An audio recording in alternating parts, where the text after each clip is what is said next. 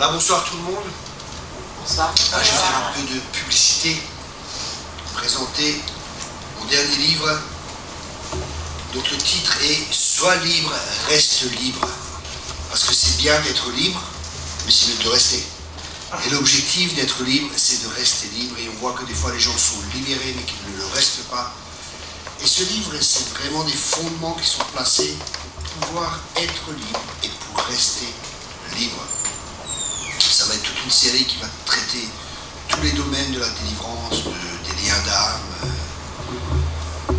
jusqu'aux liens générationnels et ainsi de suite, les portes ouvertes et ainsi de suite sur la démonologie. Donc je vais faire plusieurs livres sur ce thème. Je vous recommande vraiment les gens qui m'ont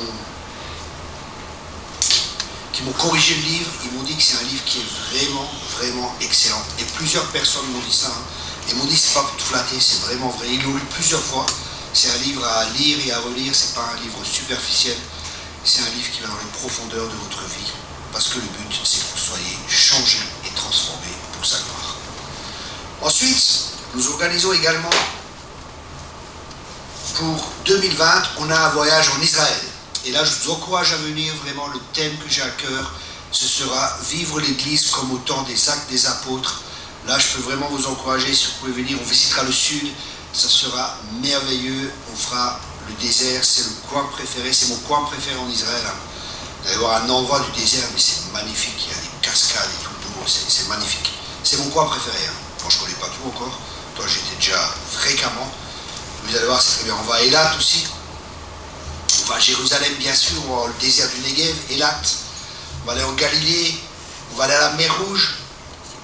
Jérusalem. On ira dans une maison de prière encore. Et plein de surprises que je ne vais pas vous dire maintenant. Venez. Ensuite, on a un camp. Je vois qu'il y a un gros besoin, notamment de guérison, de délivrance. Et j'ai vu que des fois, il y a malheureusement des personnes qui exercent la délivrance, mais qui sont déséquilibrées, qui font que de la délivrance. Et je crois que c'est un déséquilibre parce que c'est bien de chasser les démons, mais si les pensées ne sont pas renouvelées, si les personnes ne sont pas guéries intérieurement, et si les personnes ne prennent pas leur croix aussi, ça c'est pas à nous en tant que ministère de le faire, c'est aux personnes de le faire. Il n'y aura pas de transformation durable. Et là, ça sera une semaine, ça sera vraiment intensif. Si vous pouvez venir, venez. Si vous connaissez des gens qui ont des problèmes de délivrance, de guérison intérieure, de liens et ainsi de suite, envoyez-les, ça sera vraiment, vraiment intensif pendant une semaine intensif. Ensuite, on aura encore un camp à Lucelle. Lucelle, c'est en Alsace, c'est la terre promise. C'est un super endroit, on mange super bien. Il y a un lac, il y a la forêt pour se promener, on peut se détendre. C'est très bien. Il y a de très bonne nourriture. C'est dans un restaurant, on mange bien. C'est important, pour moi c'est important. La nourriture. Oui. Mais pour moi c'est vraiment important. Si je ne mange pas bien dans un camp, on change d'endroit. Et il faut qu'il y ait assez pour tout le monde. Il faut qu'il y ait des belles portions. On ne vient pas du Biafra, on est alsacien. Et là on aura un camp et on aura une prophétesse qui vient qui s'appelle Monica Flach. Cette prophétesse à un niveau internationalement elle est connue. Elle prophétise sur les gens, elle connaît le monde spirituel. Quand elle prophétise sur vous, il y a des portes qui s'ouvrent dans le monde spirituel. Et une parole prophétique, c'est souvent une parole créatrice. Elle peut créer votre futur sur votre vie. Donc si vous voulez vraiment entrer dans une nouvelle dimension, je vous encourage à venir. Nathaniel Beumier et sa femme feront la louange pendant ce temps. Là aussi, il y a une forte onction et il est aussi dans les lieux célestes. Et enfin, le dernier camp qu'on aura, c'est du 17 au 24 août. Ça sera près de Bordeaux, à Perguillot.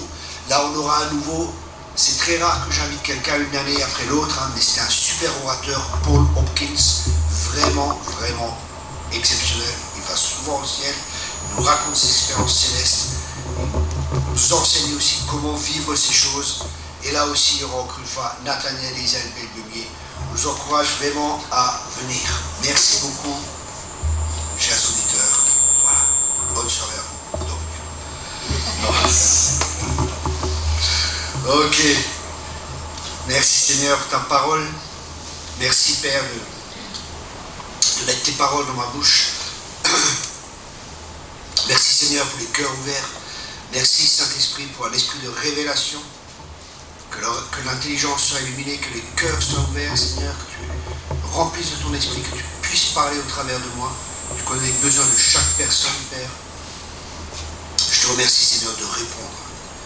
Que les vies encore soient changées, que les vies encore soient transformées. Et je prie, Père, que les semences ce soir portent du fruit 30, 60, 100 fois dans le nom puissant de Jésus. Au nom puissant de Jésus. Alléluia. Que ce soit clair, donne envie et faim et soif de mettre en pratique ce qu'on entend, Père, et de passer des auditeurs au mieux. Dans le nom de Jésus. Amen et amen. Amen et amen. Cet après-midi, on a parlé du discipulat. On a vu que c'est le mandat de Dieu pour son Église. On a vu que ça concerne chacun de nous. Souvent, des gens viennent et me disent, c'est quoi mon appel? C'est une très bonne question. C'est quoi ton appel? Qu'est-ce que Jésus a dit? Allez et faites de toutes les nations des disciples. Voilà ton appel. C'est de faire des disciples. Mais pour pouvoir faire des disciples, tu dois être un disciple. Tu ne peux pas faire de disciple si tu n'es pas un disciple toi-même. Parce que le disciple, c'est un principe de reproduction. On reproduit ce que l'on est, on enseigne ce que l'on sait, mais on reproduit ce que l'on est. Donc l'accent du discipulat est mis sur le faire, sur l'être, et pas sur le faire. Et pas ce que nous sommes, nous faisons. Ok? C'est ce qu'on a vu courtement cet après-midi. On a vu la stratégie de Jésus, on a vu beaucoup de choses. Je ne vais pas tout reprendre. Mais Jésus a dit dans Jean 15, verset 8, Jean 15, verset 8, si vous produisez du fruit en abondance et que vous prouvez ainsi que vous êtes vraiment mes disciples, la gloire de mon Père apparaîtra aux yeux de tous. Donc un disciple, c'est de porter du fruit. Et ton appel et mon appel, c'est de porter du fruit. Dieu, tout ce que Dieu crée, il le crée pour que ça grandisse et pour que ça multiplie. Je répète cela. Tout ce que Dieu crée, il le crée pour que ça grandisse et pour que ça multiplie. Donc tu as été créé pour grandir et pour te multiplier. Amen. Grandir spirituellement, ça veut dire que Dieu t'a donné des dons et des talents pour que tu puisses grandir, pour que tu puisses faire fructifier pour l'éternité. Amen. Et on a vu aussi cet après-midi que nous devons avoir la pensée de l'éternité. D'ailleurs, on ne travaille pas pour ce temps présent, mais on travaille pour l'éternité. Même si les choses de ce temps présent sont passagères, il y a des souffrances ici et ça, on ne s'attaque pas à ces choses. On regarde comme Moïse, qui ne regardait pas au privilège qu'il avait de pouvoir être avec Pharaon, de pouvoir être là. Il a préféré aller avec le peuple de Dieu et souffrir parce qu'il regardait à la récompense. Et il y a une récompense pour nous. Amen. Mais la récompense, ce n'est pas pour tous. Parce que la Bible a dit c'est pour les vainqueurs. Et pour être un vainqueur, tu dois avoir quelque chose à vaincre. Si tu ne vins pas, tu n'es pas un vainqueur. Vous êtes d'accord avec moi? La Bible a dit voilà la récompense pour les vainqueurs. Donc il y a notre part à faire. Okay, il y a ta part et ma part à faire. Et la grâce de Dieu est là, les capacités de Dieu sont là. Dieu ne nous demandera jamais quelque chose dans le Nouveau Testament qu'il n'a pas accompli au préalable ou qu'il ne va pas faire lui au travers de nous, qui ne va pas nous aider. Amen. C'est pour ça que nous sommes appelés à marcher par la foi. La foi, c'est croire ce que Dieu dit. La foi, c'est faire des pas de foi. C'est sortir de notre zone de confort. Parce que le discipulat, c'est sortir de nos zones de confort. C'est oser quelque chose qu'on n'a jamais fait.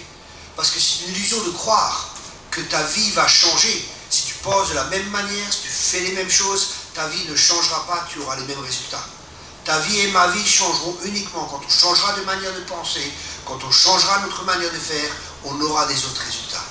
Les autres résultats, vous savez, les chrétiens, ils s'imaginent des fois, il y a le ministère qui vient, va m'imposer une main, et tout sera réglé. Alléluia. Non, le ministère, c'est pas une baguette magique, c'est pas un magicien. Des fois, Dieu fait un miracle, oui. Mais Dieu veut qu'on soit participant avec lui. Dieu veut qu'on soit collaborateur avec lui. Dieu ne fera jamais ce qu'il te demande de faire. Tu peux prier autant que tu veux. Seigneur, chasse le démon de la sœur Jeannette. Dieu ne le fera pas. Pourquoi?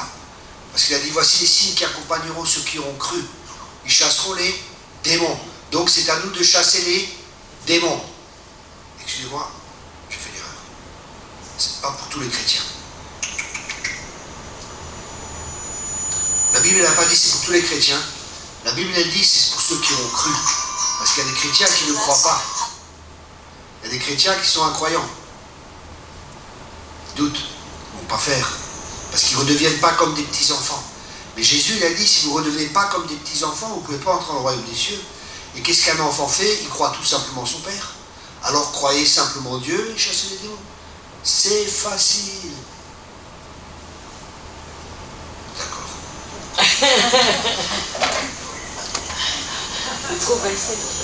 Dieu veut que nous portions les fruits de l'esprit. Et pour que nous portions, rappelez-vous que le thème de ce séminaire, c'est l'effusion du Saint-Esprit. Pourquoi le Saint-Esprit a été l'impact du Saint-Esprit. Et l'impact du Saint-Esprit dans nos vies, ce sont les fruits de l'esprit. Les fruits de l'esprit, c'est le travail intérieur du Saint-Esprit. Et les dons de l'esprit, c'est le travail du Saint-Esprit au travers de nous. Okay? Au travers de nous, il y a les dons et en nous, le Saint-Esprit produit les fruits. Vous comprenez ce que je veux dire? Ok, je répète. Les fruits de l'esprit, c'est l'œuvre du Saint-Esprit en nous.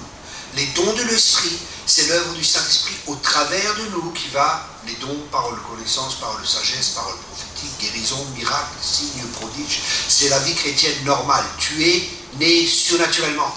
La vie chrétienne ne peut pas se vivre naturellement. La vie chrétienne, ce n'est pas une appartenance à une religion. La vie chrétienne, c'est parce que tu es né de nouveau, tu es né de la parole de Dieu et tu es né du Saint-Esprit. C'est la parole de Dieu qui va engendrer quelque chose. C'est une semence incorruptible. La Bible dit que nous sommes nés d'une semence incorruptible. Tu peux faire partie de toutes les religions du monde, de la meilleure religion du monde, ça ne te sauvera pas. Aïe.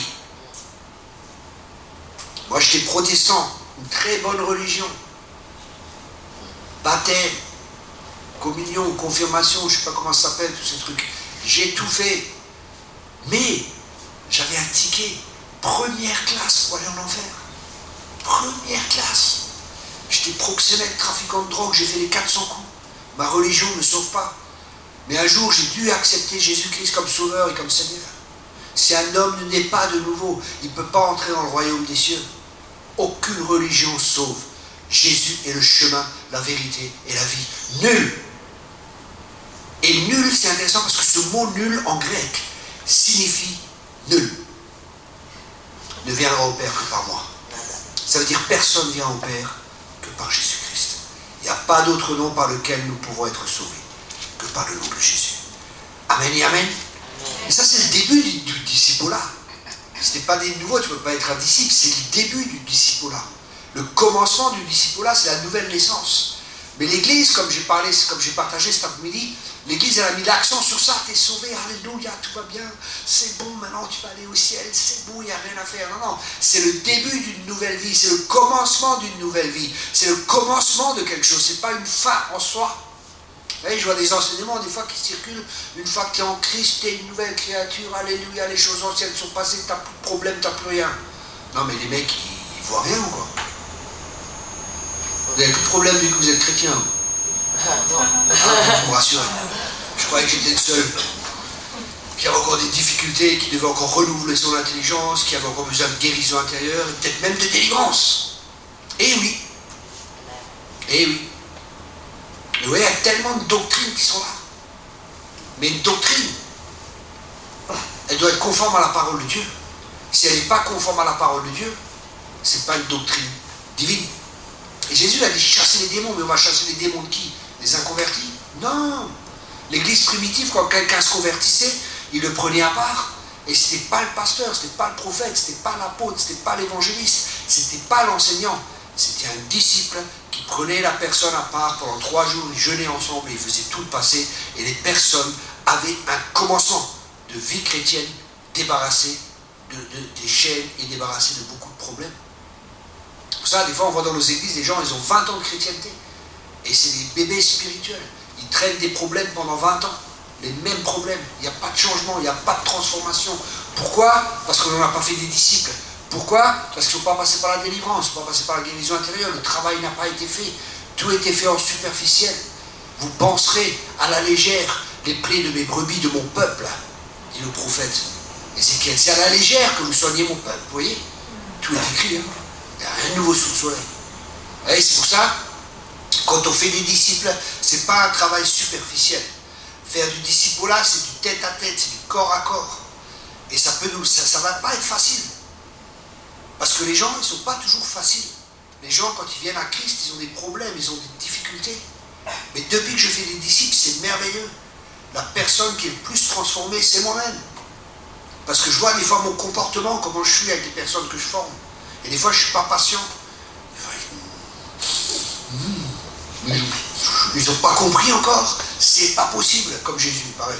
Combien de temps je vais encore vous supporter, hein? Jésus aussi. Oui, c'est pareil. Et c'est pas facile. Mais en même temps, on voit ses travers à soi. Parce que la Bible, elle dit, une pierre, l'homme est comme le fer qui aiguise le fer. Le fer aiguise le fer, ainsi un autre homme aiguise un autre homme. Et l'Église, c'est pas un bâtiment. L'Église, c'est des pierres vivantes. Et Dieu prend une pierre, sœur toile et brie, avec frère bois, et il frotte.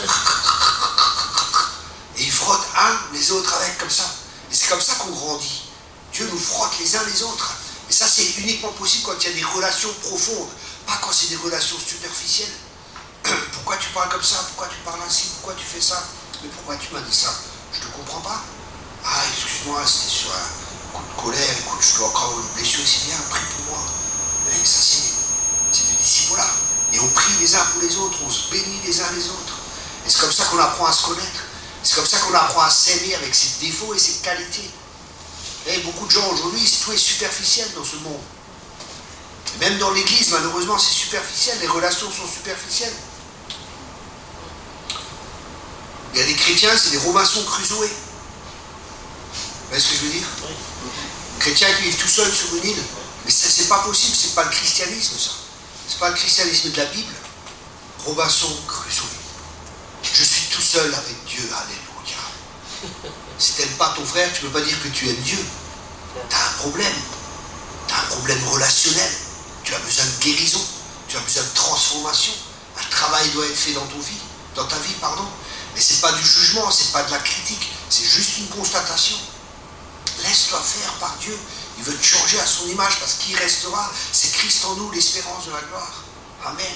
Et Dieu veut nous changer, il veut nous transformer. Donc le discipulat est lié à la transformation. Et cette transformation, une grosse partie de la transformation, bien sûr, par le Saint-Esprit, par l'étude des Écritures, par la méditation de la parole de Dieu, par la louange, par l'adoration. En le contemplant lui, on est transformé de gloire en gloire. Mais aussi parce qu'on permet à des gens de parler dans notre vie. Ça va? Dans le discipulat, il y a quelqu'un qui parle dans notre vie et nous parlons dans la vie de quelqu'un. Et bien souvent, c'est réciproque.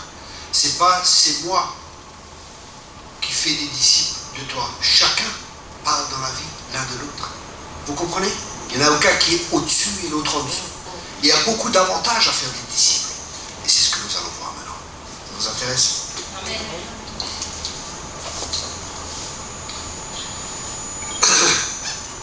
Faire les disciples est le meilleur moyen pour atteindre le monde avec l'évangile.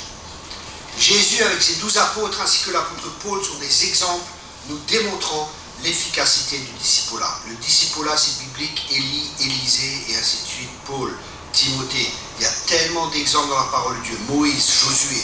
Il y a tellement d'exemples de discipulat. Donc c'est un plan, c'est une stratégie divine. C'est ainsi que Dieu veut que l'on fonctionne. Ok? On n'est pas créé pour fonctionner tout seul. On est créé pour fonctionner avec les autres. Écoutez bien cela. Un petit groupe de disciples formés et entraînés auront plus d'impact que beaucoup de chrétiens qui manquent de profondeur spirituelle. Amen. Je répète cela. Un petit groupe de disciples formés et entraînés auront plus d'impact que beaucoup de chrétiens qui manquent de profondeur spirituelle. Je peux vous dire, sans vouloir vous choquer, je connais des églises qui sont très grandes. Je ne dirai pas de nom, je ne dirai pas dans quel pays c'est, mais je peux vous garantir qu'il y a très peu de disciples dans ces églises qui sont très grandes, où l'accent n'est pas mis sur le discipulat, où l'accent est mis sur le nombre. J'étais une fois dans une église en Allemagne, c'était en Allemagne. C'est dit. J'étais une fois dans une église en Allemagne, il y avait 400 personnes, et c'était en été, comme maintenant il faisait chaud. Et la porte à l'arrière était ouverte, super louange, super chaise, tout, mais vraiment, la classe quoi. belle église, un moquette par terre, la classe, les écrans, vous voyez, quand il y a les écrans, quand le prédicateur prêche, on grand sur l'écran et tout. La classe, tout était bien. D'un seul coup, je vois par la porte, je vois comme une tornade comme ça, vous voyez, une tornade, un cyclone. Je dis, je regarde ça, et le Saint-Esprit me dit, ils ne veulent pas de moi ici, j'ai pas ma place ici. Waouh! Une église sans le Saint-Esprit! Non, mais c'est quoi comme église ça? C'est un club. Un club de pêche. Ils ont tous un poisson sur la voiture. Et voilà. Mais vous vous rendez compte? Non, mais le Saint-Esprit est malin, quoi. Et je ne sais plus qui a dit ça. Hein. Un homme de Dieu avait dit, si le Saint-Esprit se retirait de certaines églises, ils ne se rendraient même pas compte que le Saint-Esprit s'est retiré. Parce qu'ils sont tellement dans les programmes, ils sont tellement dans leur habitude, ils n'ont même pas besoin du Saint-Esprit. Wow. Vous vous rendez compte? Vous savez, ce n'est pas des critiques, c'est des constatations. Je ne dis pas ça dans un esprit critique, mais c'est triste. Vous comprenez? C'est triste qu'il en soit ainsi. Les gens ne se rendent même pas compte. Pourquoi? Parce qu'ils n'ont pas de relation avec Dieu. Et faire des disciples, c'est les amener à Jésus, au pied de Jésus. Notre exemple aussi de faire des disciples, c'était qui? Jean-Baptiste. Jean-Baptiste, c'est le plus grand des prophètes. Et qu'est-ce qu'il a fait? Il a dit à ses disciples, non, suivez-le lui. Et il les a envoyés à Jésus. Et notre rôle, c'est pas de faire des disciples de Thierry Kopp, ou de Pierre, ou de Paul, ou de Jacques, ou de ceci, ou de cela. C'est de faire des disciples de Jésus-Christ. C'est-à-dire les amener à maturité, les amener à Christ, les apprendre à dépendre de Jésus. Pas à dépendre de nous. Et c'est pour ça, des fois, on ne m'aime pas trop. Parce qu'on s'attend à ce que je donne toujours une prophétie, à ce que je donne ceci, à ce que je donne cela. Et des fois, je donne, oui. Mais des fois, je dis aux gens, écoute, qu'est-ce que le Seigneur t'a dit? Parce qu'ils s'attendent, vous savez, comme les petits oiseaux, vous savez, dans le nid quand ils sont petits. Ouais, la maman vient, et je suis pas ta mère. C'est vrai. Les gens, ils attendent, il va leur mettre la nourriture dans le bec, tac, tac, tac, tac. Non, on doit devenir mature. Et ça, c'est ok quand on est un bébé spirituel. Mais la croissance, si on fait des disciples, la croissance sera rapide. C'est normal que la personne grandisse. Parce qu'on peut suivre sa croissance, on peut voir la croissance de la personne. Maintenant, nous allons voir les différents avantages. Premièrement, si chaque disciple en gagne un autre et le forme pendant 1 an, et qu'après cette année, les deux en forment 2 nouveaux, qui à leur tour en forment d'autres, d'après les calculs, en 32 ans, le monde est évangélisé. Waouh, waouh, waouh, waouh, waouh, waouh, waouh. Stratégie divine. L'évangélisation, c'est de l'addition. Faire des disciples, c'est une multiplication. Si une personne gagne une personne par jour, et qu'une personne fait un disciple par jour, en 16 ans, la personne qui fait des disciples aura gagné beaucoup plus de personnes que la personne qui additionne à chaque fois. Parce que c'est une multiplication. Amen. C'est comme une boule de neige, vous voyez? Un effet boule de neige. Faire des disciples permet aux personnes de grandir spirituellement. La maturité ne vient pas automatiquement avec l'âge, l'expérience ou la connaissance comme certains le pensent. C'est un mensonge. C'est en se frottant les uns les autres. C'est en étant confrontés avec les autres.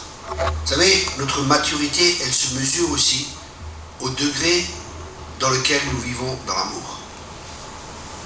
La maturité est liée à ça. Vous savez, j'ai dans des églises, ça parle en langue, il y a les dons spirituels, il y a tout ce que vous voulez. Mais quand un frère déménage, il n'y a personne qui est là pour l'aider. Non, mais c'est quoi cette spiritualité? Ça, c'est du concret. Ça, c'est du réel. Parce que là, il faut que tu relèves les manches. Et c'est pas Juga la Baba, Gina Lolo Brigida, Kika Sababa. Non, non. On relève les manches et on va aider son frère ou sa soeur, on va aider. Vous voyez? Et ça, c'est vraiment faire des disciples, ça, c'est vraiment la communion fraternelle. Soutenez-vous les uns les autres. Portez les fardeaux les uns les autres. Vous voyez? Ça, c'est la parole de Dieu, c'est du pratique, c'est du concret. Mais ça, les gens, ils ne veulent pas. Hein. Beaucoup, ils veulent juste le dimanche matin, alléluia, ils viennent à la réunion de prière, et ils ont, comme à l'usine, ils ont tamponné là. C'est ça qu'on dit à l'usine? Ils ont pointé. Pointé, merci. Ouais. J'ai jamais été à l'usine, donc, excusez-moi. Donc ils ont pointé, vous voyez, ils ont pointé. Alléluia. La maturité est le fruit de notre obéissance au Seigneur et à sa parole. Maintenant, on va voir les avantages de faire des disciples. Ésaïe 54, verset 13. Ésaïe 54, verset 13. Tous tes fils seront disciples de l'Éternel. Je répète. Tous tes fils seront disciples de l'Éternel et grande sera la prospérité de tes fils. Les gens me disent souvent que j'ai un ministère de réveil et j'en vois un qui dort là-bas. Ésaïe 54, verset 13. Un autre avantage du discipulat, Acte 9, verset 26. Acte 9, verset 26.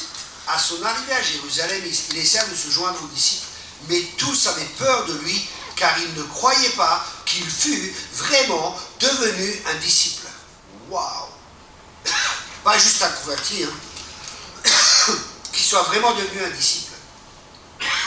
Ici, il est dit, les disciples avaient peur de lui car ils ne croyaient pas qu'il était réellement un disciple. Lorsqu'une personne est réellement un disciple, nous pouvons lui faire confiance. Il ne te grugera pas. Il ne te mentira pas. Parce qu'il aura la crainte du Seigneur et qu'il voudra plaire au Seigneur. Sa vie est consacrée au Seigneur, il ne cherche plus son intérêt, mais celui de Jésus et de son royaume. Amen. Vous voyez l'avantage. Être un disciple a d'autres avantages encore. C'est être fondé dans les Écritures. Et être fondé dans les Écritures nous permet de discerner les fausses doctrines et d'amener par exemple les personnes qui sont dans une secte à la conversion. Qu'est-ce que vous allez dire aux témoins de Jéhovah? Ils vont vous raconter des bêtises, quoi. Ou aux mormons et ainsi de suite. Et si vous n'êtes pas fondé dans les Écritures, qu'est-ce que vous allez dire? Je vais demander à mon pasteur, excusez-moi, je reviens, attendez, j'appelle mon pasteur, je vais lui demander. Non, c'est pas jouable. Il faut être fondé dans les Écritures. 1 Timothée 4, verset 1. Cependant, l'Esprit déclare clairement que dans les derniers temps, plusieurs se détourneront de la foi. Plusieurs se détourneront de la foi. Parce qu'ils s'attacheront à des esprits trompeurs et à des enseignements inspirés par les démons. Ils seront séduits par l'hypocrisie de prédicateurs de mensonges dont la conscience est marquée comme au fer rouge. Ces gens-là interdiront le mariage. Oh, shakababa, sakaba. Donc si vous interdisez le mariage, c'est pas de Dieu. Et exigeront que l'on s'abstienne de certains aliments, alors que Dieu a créé toutes choses pour que les croyants, ceux qui connaissent la vérité, en jouissent avec reconnaissance. Amen. Donc vous voyez, être un disciple, c'est être fondé dans les Écritures. C'est connaître Jésus personnellement. Cela nous permettra non seulement de discerner les fausses doctrines, mais également de discerner l'esprit qui anime les personnes. Parce que les personnes peuvent dire des bonnes choses, elles peuvent dire des vérités, mais ce n'est pas forcément parce qu'elles disent des vérités qu'elles ont l'esprit de vérité. Oh oh. Ça c'est intéressant. Je répète cela, il y a des gens qui peuvent dire des vraies choses, mais ça ne veut pas dire qu'ils ont l'esprit de vérité. Vous savez, il y a plein de gens qui connaissent la Bible, mais ils ne sont pas convertis. Ils n'ont pas l'esprit de Dieu. Ils n'ont pas l'esprit de la vérité. Il y en a. Des gens qui ne sont pas nés de nouveau. Celui qui n'a pas le Fils n'a pas la vie. S'il n'a pas le Fils, il n'a pas la vie. Il peut avoir la tête remplie de doctrine. Il peut avoir la tête remplie même de la parole de Dieu. Les pharisiens aussi, ils connaissaient la parole de Dieu. Mais ils n'avaient pas l'esprit. Ils ne connaissaient pas celui qui était la parole de Dieu. Les témoins de Jojo, ils connaissent aussi la parole de Dieu.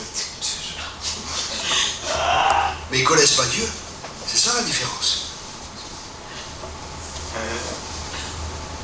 Une autre caractéristique,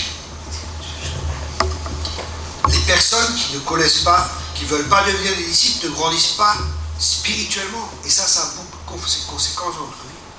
Si tu ne grandis pas spirituellement, c'est qu'il y a un problème.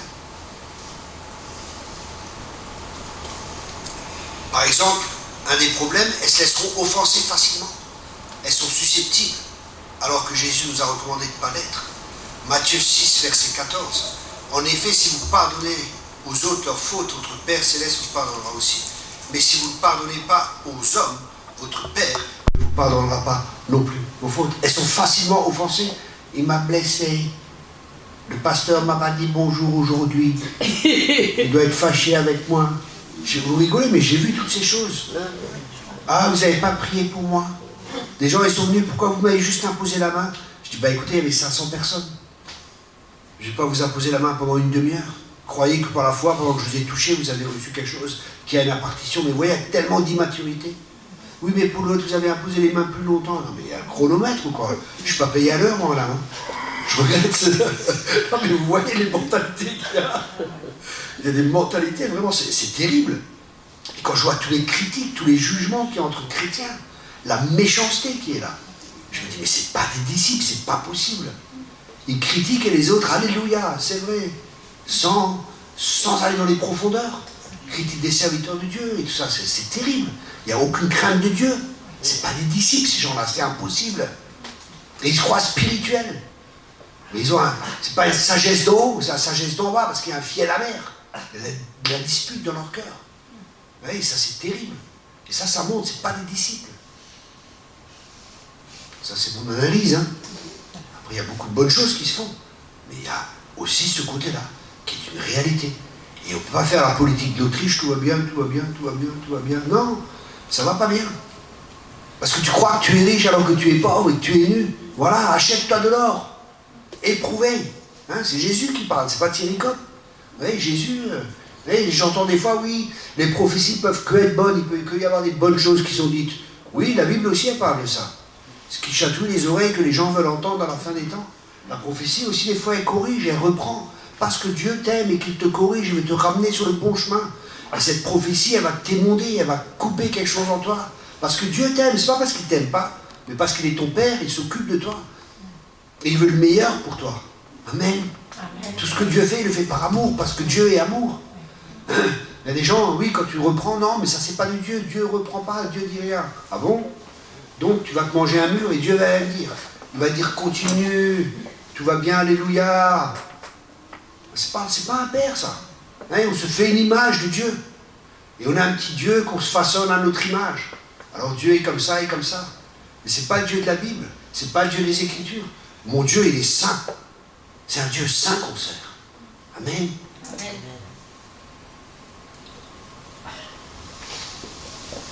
Elle manque de stabilité.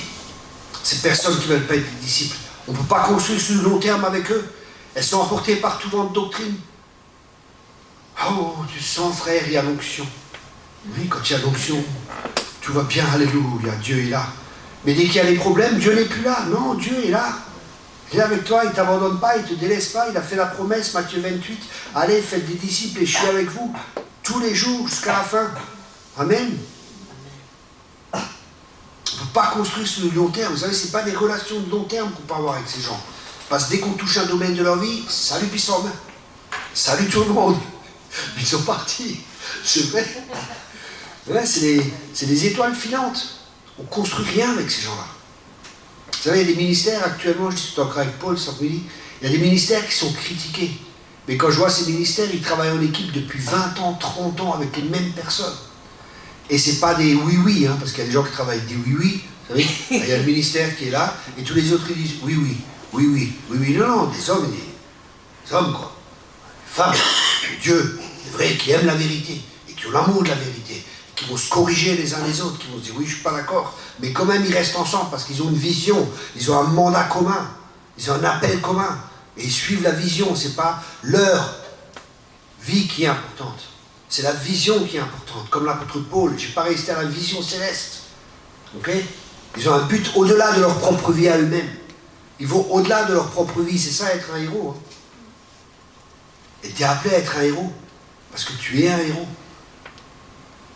Non. Amen. Amen. Moi, je vois les têtes, c'est rassurant. C'est très rassurant ce soir. Et t'es un héros, t'es un gagnant. Yeah. Ok, je vais vous donner la preuve scientifique. Après avoir fait des longues études, en étudiant les rapports sexuels entre un homme et une femme et comment ils font des enfants, je me suis rendu compte que quand un homme veut procréer et qu'il est avec une femme, des millions, je ne sais pas, c'est pas des milliards de spermatozoïdes sortent de son corps, vont dans le corps de la femme. Et il y en a sur des millions sur des milliards. Il n'y en a qu'un seul qui est gagnant, c'est toi. Donc, dès le départ, tu es un champion. Waouh! Créé pour être un champion. Waouh! Tu es celui qui a gagné dès le commencement. C'est pour ça que tu es là. Amen. Non, mais ça, c'est des faits réels. C'est prouvé scientifiquement. Amen. Donc, tu es un champion. C'est voilà. Et après, il faut qu'on vive comme un champion. C'est pas parce que tu es un champion que tu ne vis pas comme un champion. Amen. Il faut que tu vives comme un champion. Et un autre problème, c'est que les personnes qui ne veulent pas être des disciples, elles n'ouvrent pas assez leur cœur pour que la semence de la parole, il trouve sa place et amène le changement nécessaire. C'est les personnes qui raisonnent au lieu de croire tout simplement la parole de Dieu. Matthieu 13, verset 19. Chaque fois que quelqu'un entend le message qui concerne le royaume, le message, ce n'est pas l'évangile du salut, c'est l'évangile du royaume de Dieu. Il faut que cet évangile soit prêché. Amen.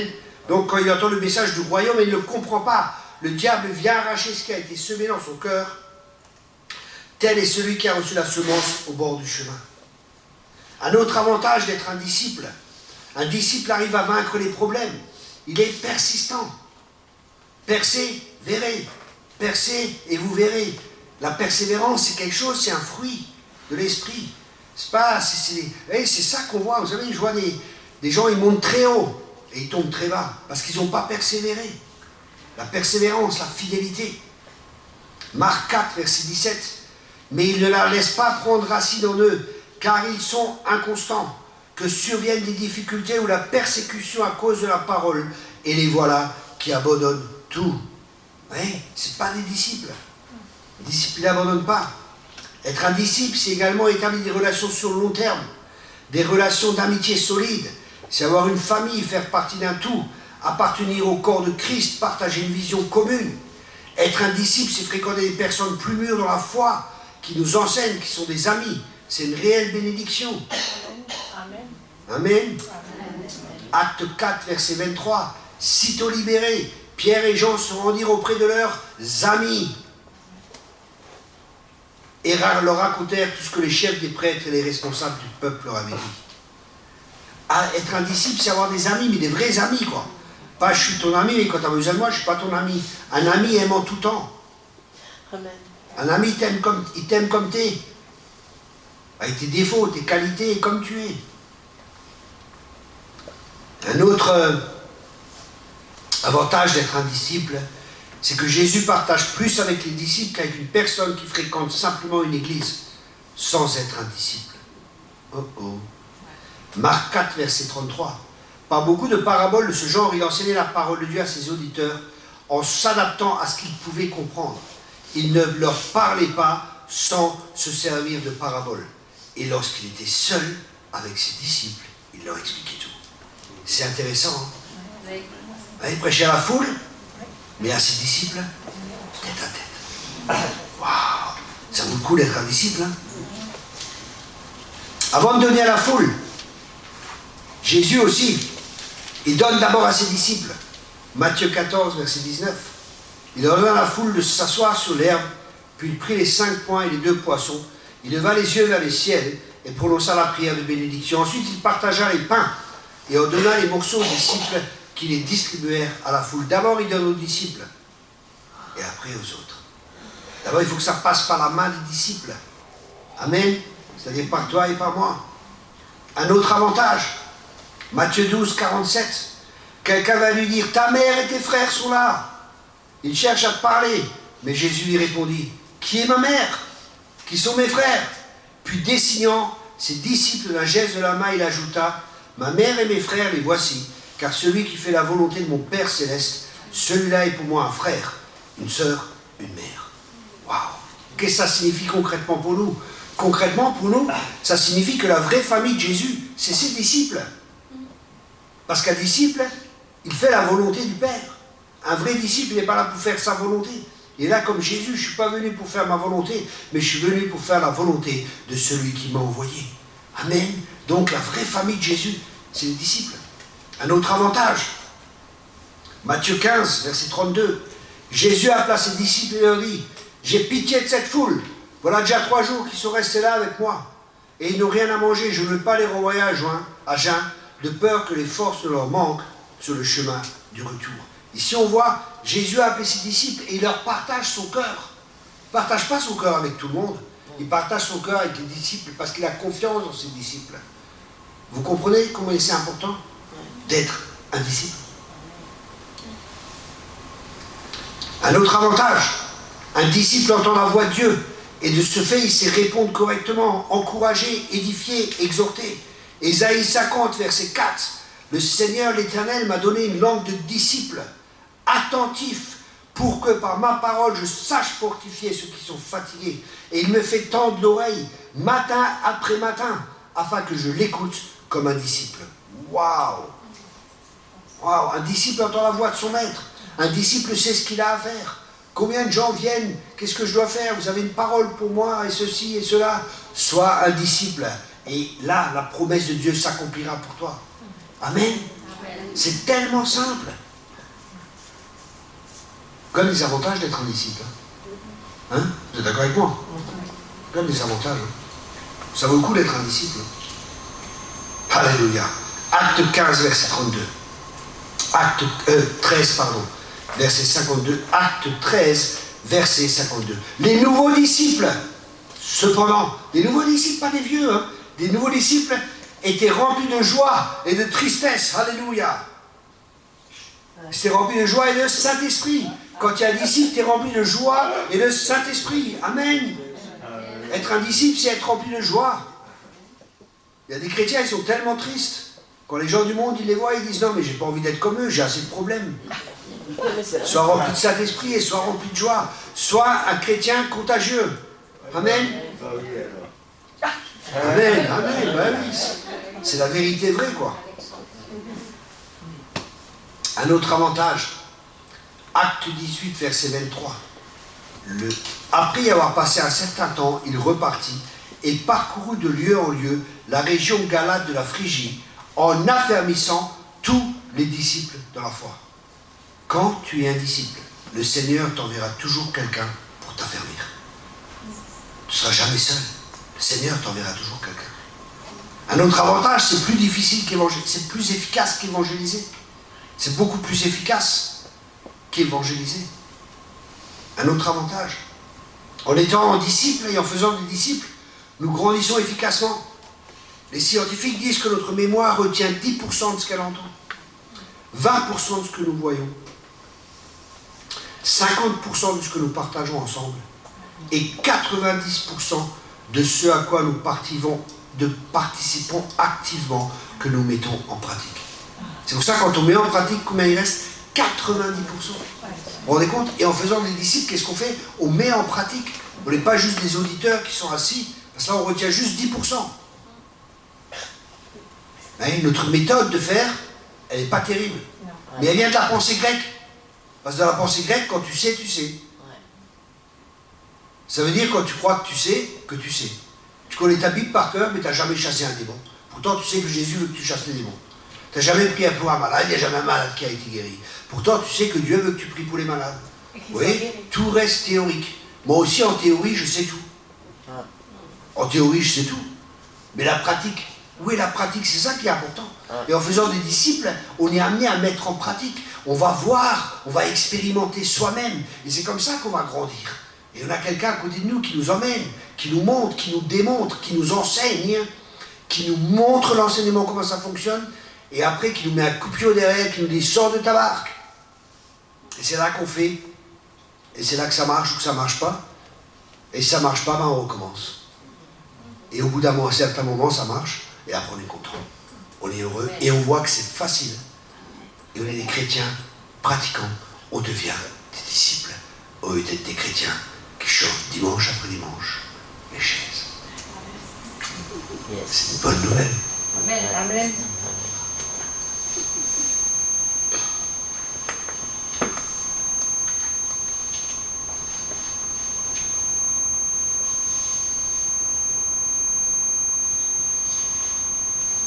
Vous savez, quand Pierre prêchait, dans Acte 2, verset 37, ses auditeurs reçurent ces paroles en plein cœur et profondément bouleversés. Ils demandèrent à Pierre et aux autres apôtres, « Frères, que devons-nous faire ?» Waouh! quand vous êtes un disciple, quand vous allez annoncer la parole, parce que la parole est devenue vivante en vous. Vous êtes devenu la parole de Dieu, elle habite en vous abondamment. La parole vous a tellement transformé que vous êtes le message. Quand vous allez prêcher le message, ça va rentrer dans les cœurs. Ce n'est pas des paroles comme les pharisiens, c'est des paroles comme Jésus a prêché. Quand Jésus prêchait, c'était tellement fort que dans Marc 1, verset 27, ils disent « Tous furent saisis de stupeur. Ils se demeurèrent entre eux. Que se passe-t-il? Voilà un enseignement nouveau et donné avec autorité. Il commande même aux esprits mauvais et ils lui obéissent. » Waouh! Ça, c'est la marque du disciple. Vous savez, j'ai prêché dans les McDonald's. Les démons commençaient à se manifester au McDonald's. Et ce n'est pas des démons de hamburger, c'est des vrais démons qui existent réellement. Non, parce que ces gens, ils vont trouver plein de trucs qui n'existent pas. Luc 4, verset 32. Ses auditeurs étaient profondément impressionnés par son enseignement, car il parlait avec autorité. Waouh! Un autre avantage de faire des disciples, et ça c'est merveilleux, c'est de... Bon, je ne vais pas enseigner tout le texte, hein, mais vous pouvez lire ça à la maison, parce qu'il faut aussi qu'il faut travailler un peu. Hein. Je ne vais pas vous lire toute la Bible, hein, vous lisez-la vous-même à la maison. Dans Matthieu 25, versets 14 à 29, je vous encourage à lire cela, et c'est la parabole des talents. Et dans cette parabole, on peut dégager un premier principe qui est bien simple. C'est pas en enterrant nos ressources, nos dons, nos talents et les moyens que nous avons à notre disposition que nous pouvons améliorer notre condition ou celle des autres. Mais plutôt en les développant et en les faisant fructifier.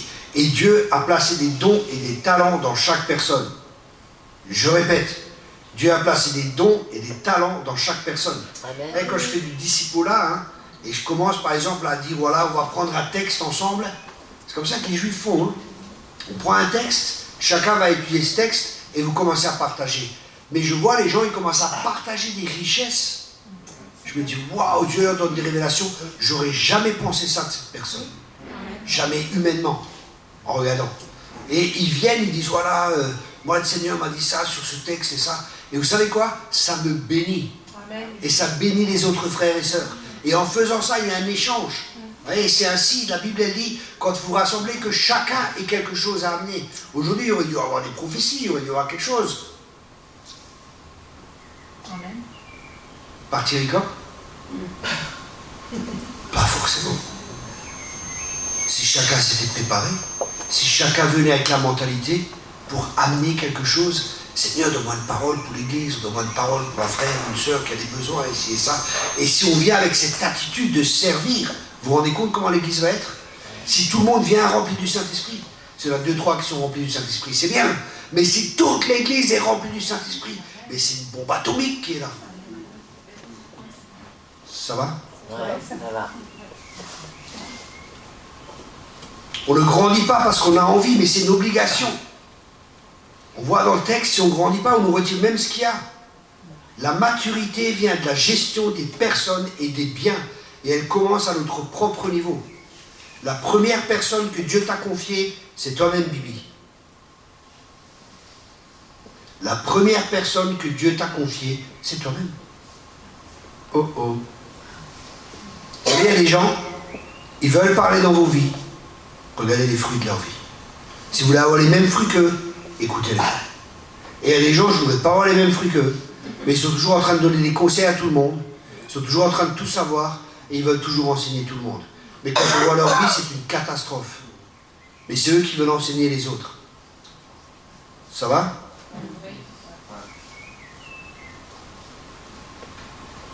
Et ce principe que je partage, la maturité, a directement à voir avec le mandat de domination que Dieu nous a donné dès le commencement dans Genèse 1, verset 26, hein, dont j'ai prêché cet après-midi, et avec le grand commandement de faire des nations, des disciples, des nations entières, pas juste une, des nations entières, vont être touchées.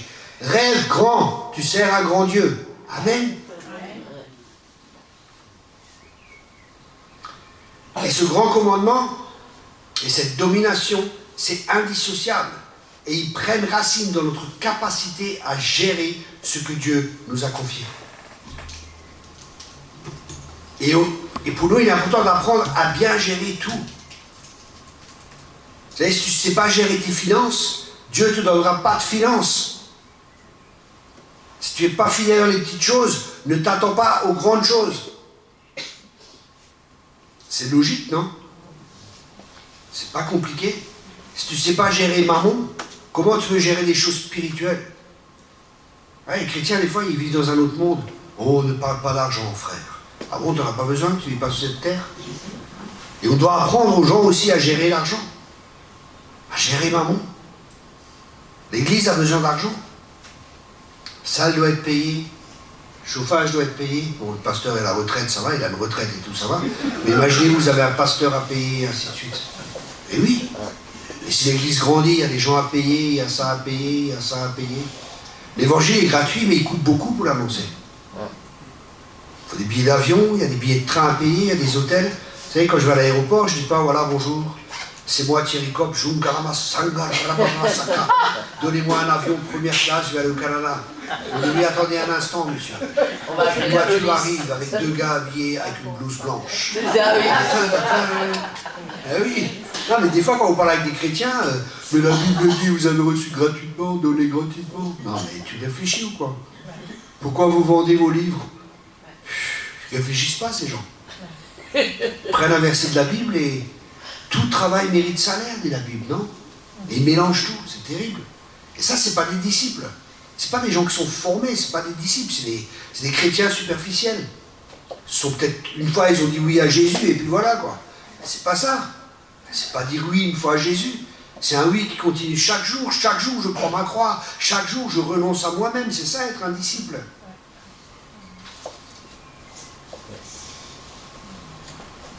Dieu est un Dieu d'ordre, et pas un Dieu de désordre. Toute la création témoigne de l'ordre de Dieu. Mettez votre vie en ordre. La vie n'est facile pour personne.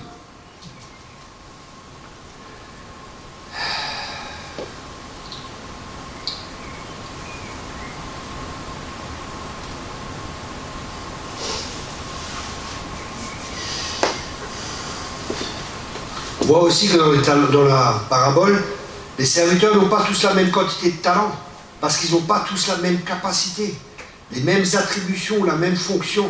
Cela n'a rien à voir avec la valeur qu'ils ont aux yeux de Dieu. C'est pas parce qu'un est pasteur, que l'autre est apôtre, que l'autre il est diacre, ou que l'autre il n'a pas de fonction dans l'église, il ne fait pas partie des 5 ministères, qu'il a moins de valeur. Ok, ça c'est important. Parce que ta fonction ne définit pas ta valeur. Ce qui définit ta valeur, c'est ce que ton Père dit de toi, et tu es fils et fille de Dieu. Donc il n'y en a pas qui sont plus ou qui sont moins. Le maître loue autant celui qui a 5 talents que celui qui en a 2. Pourquoi? Parce que ça a à voir avec la fidélité de la gestion de ce que Dieu nous a confié. Un disciple, il gère. Il est fidèle dans ce que Dieu lui a confié. S'il gère fidèlement le peu, il va lui donner plus. Donc l'accent est mis sur quoi? Sur la fidélité.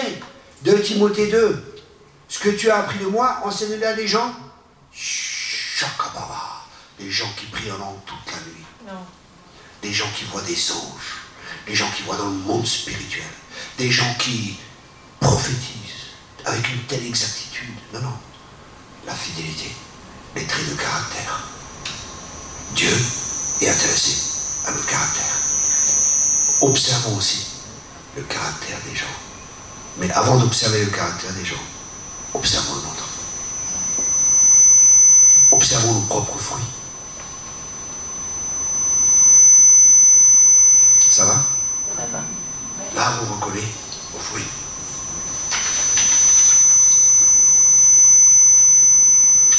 C'est pour ça qu'un autre avantage de faire des disciples, c'est qu'on découvre nos talents. Et ça, c'est la première capacité, c'est le premier point. Chaque changement s'effectue par une révélation. Et une révélation, c'est une compréhension des talents que Dieu nous a donnés. Et chacun de nous a un talent. Mais il y en a, ils n'ont jamais découvert leur talent. Et quand tu découvres ton talent, tu peux le développer. Vous savez, il y a des gens, ils ont des dons pour la musique. Mais il faut qu'ils s'entraînent, qu'ils le travaillent. Et alors ça grandira, ne grandit pas. La découverte provient de la révélation que Dieu nous donne de ce que nous sommes et de ce qu'il veut que nous soyons. Découvrir nos capacités, nos talents, la direction de notre vie, c'est fondamental. Je vois tellement de trucs dans le milieu chrétien, je me dis non mais c'est pas des disciples ces gens-là. Les gens viennent mais vous pensez que c'est ma femme, vous pensez que c'est mon mari, déjà je ne vais pas me marier avec, alors c'est pas mon histoire, c'est la tienne. Mais c'est pour une décision pareille, aussi importante dans ta vie. Tu n'arrives pas à entendre le Seigneur pour la décision la plus importante dans ta vie après avoir accepté Jésus-Christ. Si tu as besoin de moi pour dire si c'est ta femme ou ton mari, tu as vraiment un problème. Non? Merci.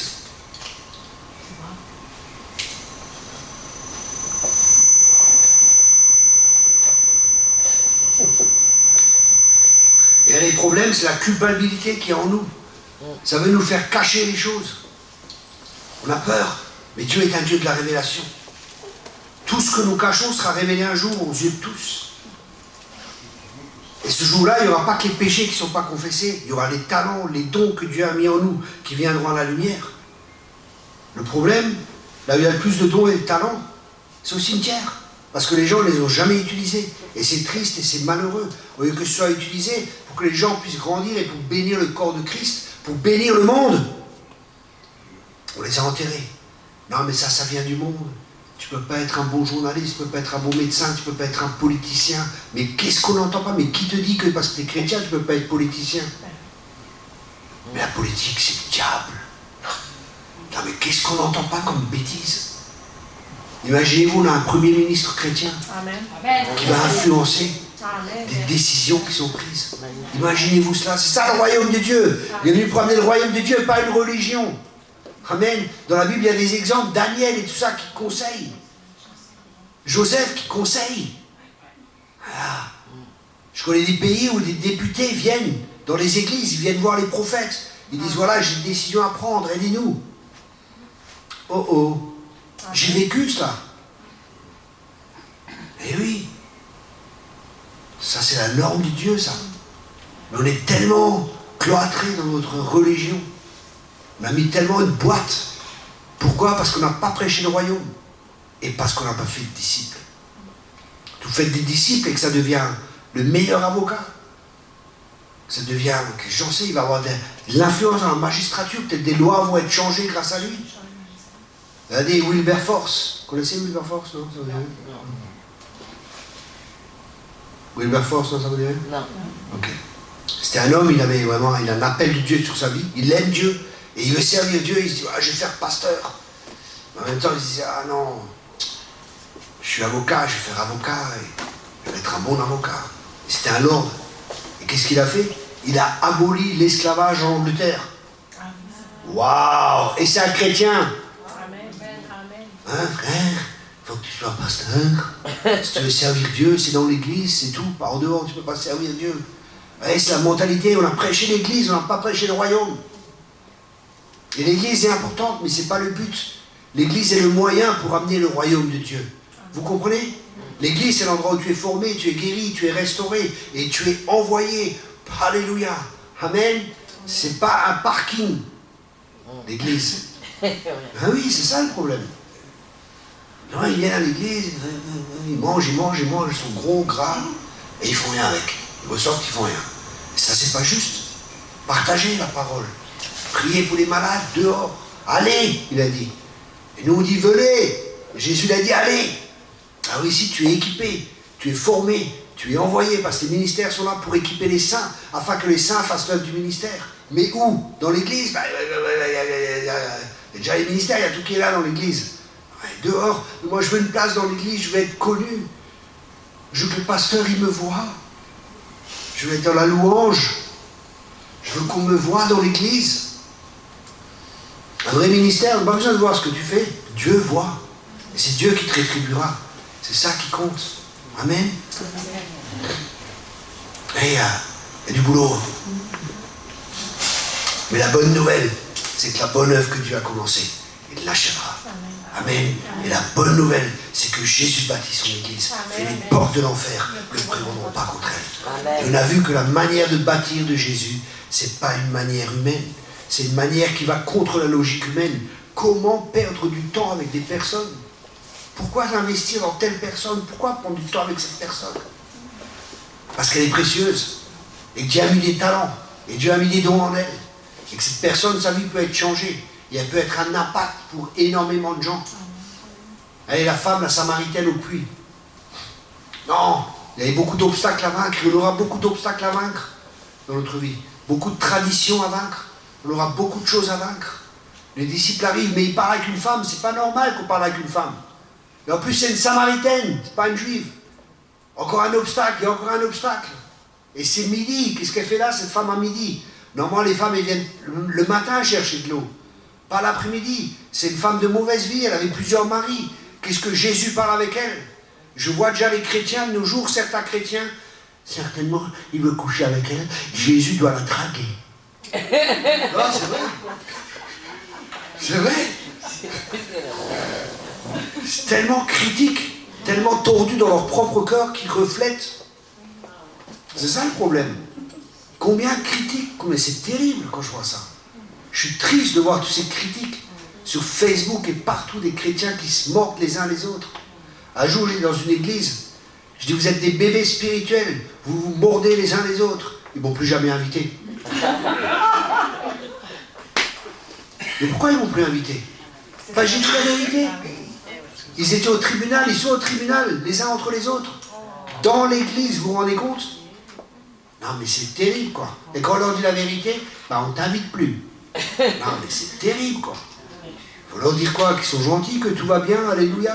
Non, c'est pas les aider de dire ces choses-là. Dieu m'a dit de dire ça, ben j'ai dit ça.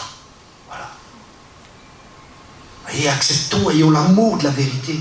Ça, c'est une des caractéristiques d'un disciple, c'est d'avoir l'amour de la vérité.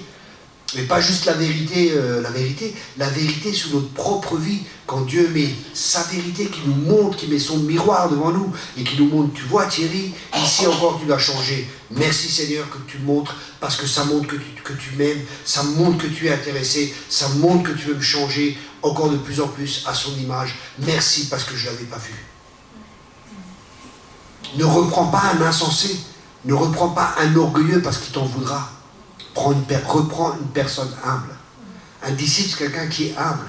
C'est quelqu'un qui sait écouter le Seigneur. Amen. Amen. C'est ça, être un disciple. Il y a tellement de choses à dire sur le disciple-là. J'ai encore un paquet là. Hein. Bon, jusqu'à demain matin, bon, ça ira. Si demain matin, il y a le culte à 10h, on finira vers 8h30, le temps de prendre une douche et tout. À côté. Ça repart.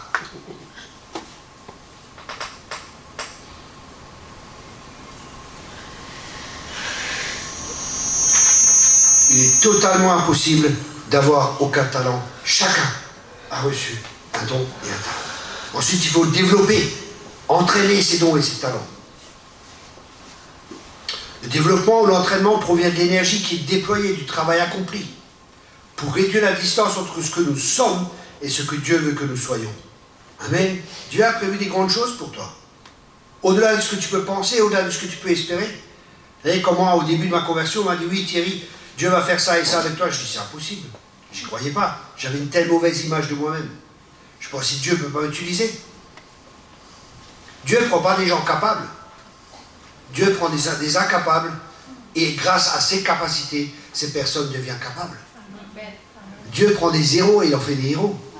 Amen. Si Dieu peut le faire avec moi, il le fait avec toi. Amen.